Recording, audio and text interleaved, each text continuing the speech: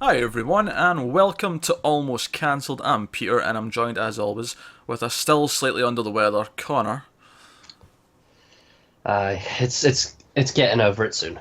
Yeah, we're going to talk about Son of Zorn, which is a new show from Fox. It is a half-hour comedy. It is a live-action show where the main character happens to be a 2D animated character from an animated world. He's basically a knockoff He-Man. Pretty much. That's the gist of this.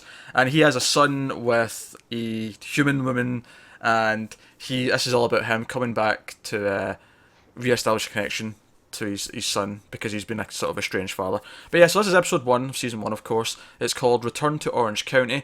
We will start spoiler free because it's the first episode, and then we'll go into some spoilers later on. There's something I really want to talk about in the spoiler section, so we'll Oh, get okay. we'll get there as quickly as we possibly can. But I will say, first off, I like this a lot. Yeah, I thought it was really fun. This, Joe, what I loved about it more than anything else. Go on. It's that this is such a ridiculous concept, right? It's Yeah. so silly.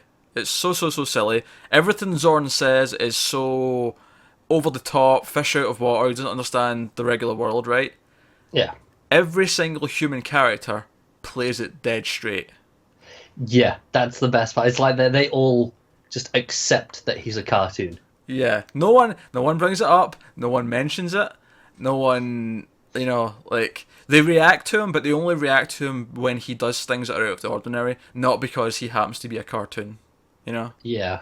So that I think that's the best part about it. Really, is the way they interact with him, and then his reactions to them when they don't follow what he's saying, or his weird views on things in life, and all Just that his stuff. solutions in general. Yeah, all of his solutions. Yeah. So I'm not actually sure how much we can talk about without getting into spoilers because most of it is strict plot stuff. I guess we'll just expand upon the concept of the show a little bit. He's visiting his son, who's now a teenager. He's not seen him in like 10 years, and he's here. And once he's here, he realizes that his son's changed and doesn't really want to know him, and he's embarrassed by him. So he wants to. He gets the idea to stick around from his ex-wife, who's full of advice and whatever. Who's Cheryl from Curb Your Enthusiasm, might I add. That's where I know her from.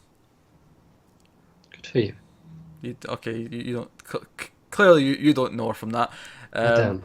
but the funny thing about that though is that in a weird way that show was her largely dealing with Larry David's like weirdness, and I almost feel like this is a very similar role for her in a really odd way. But she gives him the idea that he should stick around. He should get a job and fit in and be normal. And so we see him go for a job and being in a job interview and how he is at work and how he deals with things, and all pretty much all of it's fun. I don't think there was any jokes where I rolled my eyes and goes that wasn't funny. You know, No, I can't think of any. I was laughing a lot throughout I this. mean there was maybe some that weren't as great as others, but there was never a time where I was like, oh no, you're being stupid. You're reaching now. And that's Yeah. rare in a comedy pilot where I don't feel that. Even in comedy shows I like, typically the pilot will have some forced stuff because they're trying to set things up quickly. Yeah, I can think of some of my favorite comedies. The first episodes are atrocious. Do you know what I think it is? I think it's because this, more than like a lot, obviously it's set up the situation because it is a sitcom where he's now around and he's going to try and reconnect with his son. But I feel that this was so plot focused where it had you know, at a driving force, whereas I feel like most sitcoms, they throw the characters who maybe haven't met yet together and just try and establish why they're together. Whereas with this, there's already a history to the characters. Yeah, there's already literally a family. Yeah, So yeah, even though we're kind of jumping in halfway into the story already because there's been what the kid's 17 now, so yeah, there's like what 20 plus years of history there for the family. yeah. So it's a lot of fun. I also like how anything from Zorn's world or his island is also a cartoon. So Yeah, when he hands them something that he's brought with him, it's also a cartoon, and that makes for some fun as well. The voice of the Zorn, of course, is Jason Sudeikis from Horrible Bosses and other stuff. You might have seen him in Weird and Millers. Millers was another one.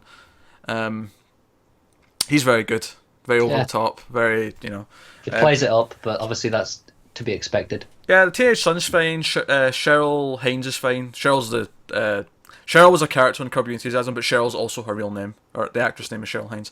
Her name in this is Edie. I want to point out that another character that I really liked in this was Craig, who's the new fiancé. I thought he was great. He's got this deadpan. It's not even. I don't even want to call it deadpan because it's not.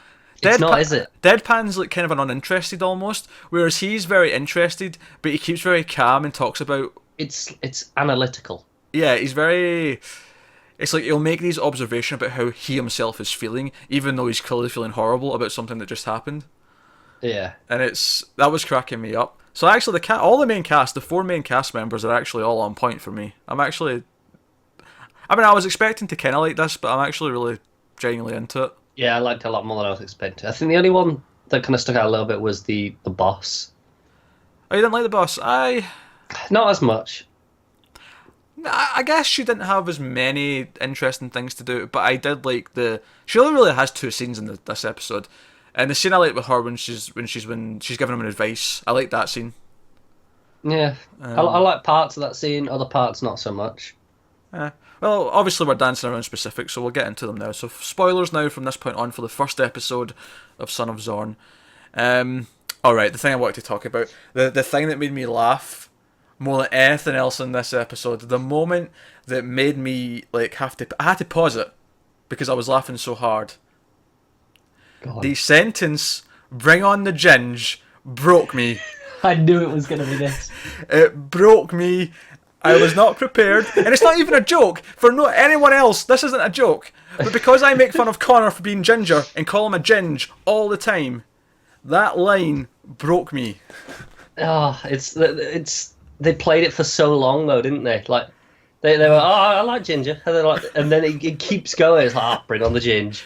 See, I like ginger would have been fine because that still in context sounds like they're talking about food. They're talking about the taste. They're talking about the flavour. Fine. Yeah. But when he said, "bring on the ginge," all I could think of was like a knight in medieval times, and they were going to murder a ginger, and they're like, "bring on the ginge." Like that's all I could think in my head, and it was so good. Oh my god.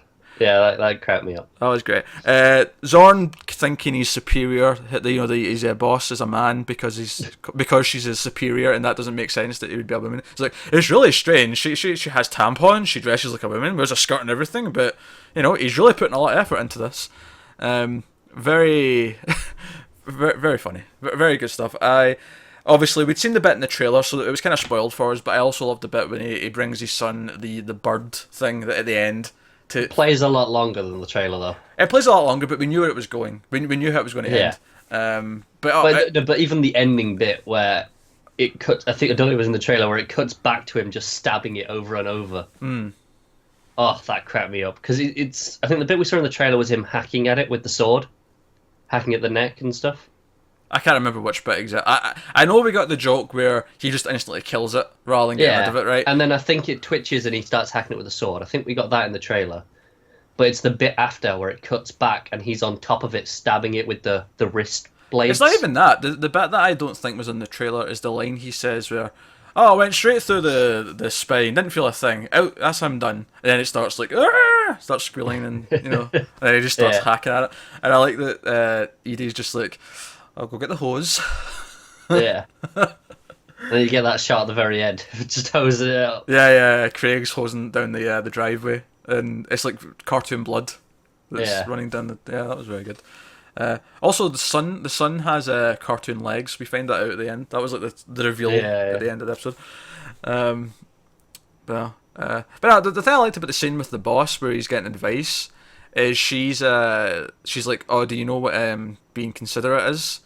And he gives like 2 of these really weird definitions that are not even remotely considerate, and she's like, "I'll just tell you." Like, I liked his definitions, his attempts to understand what considerate was. His just wild guesses, basically. Yeah. No, it's good. I was really into it.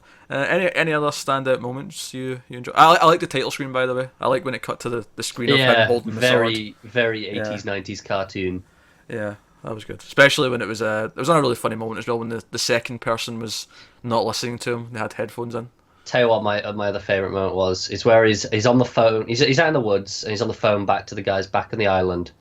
Oh, is this when he says he never spoke to his son, or he never Yeah, spent yeah. time with his son? He's Yeah. like, oh, maybe I think I'm going to reconnect with my son. He's like, why would you do that? Like, I never spoke to mine. And he's fine. He looks at him and he gets chopped in half. He's immediately like, no, if only I had one more second. It's just it goes on for like a good like 20 seconds as well. He's just wailing over the phone as Zorn's like still sort of like talking to himself. Yeah. Yeah, it's Oh, that cracked me up so much. nah, this is great stuff. Really enjoyed this first episode. So no, I'm down for more of this. We don't typically always keep covering half-hour comedies, and I don't know if we will continue this forever, even if we like it, because I'm not sure how much there'll be to talk about each week. But we'll give it a go for a couple of weeks, and we'll see. Although it's worth mentioning, the next episode is not next week. It's on like the 25th. 25th, which is 2 weeks. Yes, 2 weeks. Yeah. Yeah. Aye. So We should yeah, not have had to think about that long. we had to think about that way longer than we should have, and we are both we're both university graduates. Yeah, I know. we should not be thinking that long about that. We really shouldn't. Admittedly, neither of us got a degree in math, but still. Hey, I'm ill. That's my excuse. I'm not functioning correctly. Then again, we've seen some of my past transgressions in the area of mathematics. Oh God. So yeah, so we'll give it another few episodes and see how the discussion goes for the next couple, and see if it's worth us talking about it week to week.